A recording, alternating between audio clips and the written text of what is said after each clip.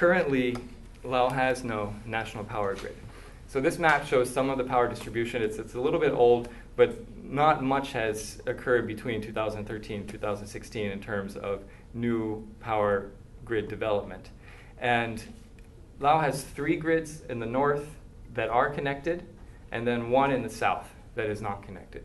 So its southern provinces are developing rapidly. They need power. They're importing it from Thailand, while the #1 goal of economic development is to export power. And that's coming at a higher cost than the exported power, because Laos is unable to negotiate prices with Thailand. It's more of a price taker than a price setter in the region.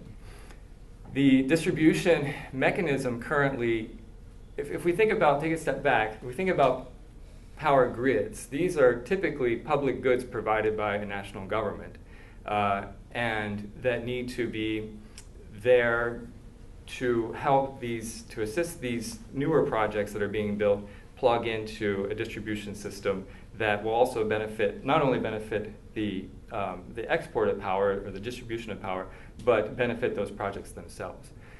Laos cannot afford, just like to build its dams, it cannot afford to build a national power grid. So the national power grid is being built out by the project developers themselves, by Thailand, by Chinese projects, and most of the larger projects are not connecting into the grid at all, or very minimally, or into these smaller grids, only in a minimal fashion.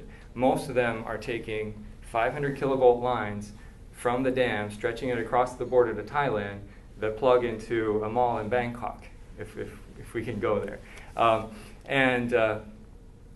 There are new directives within Laos that will turn those lines inward to plug into these burgeoning grids. But again, it's being built at different standards. It's at the decision-making base of the developer itself, not the government of Laos, which needs to think about how this grid will be operated in the future.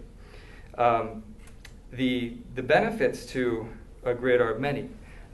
We think that just with the existing projects planned for the tributaries, and by bringing in other forms of energy development such as solar and wind, Laos could forego the most damaging projects and still reach this export goal. Most of those damaging projects would be on the mainstream. So you could forego that just with the benefits that are provided by the national power grid.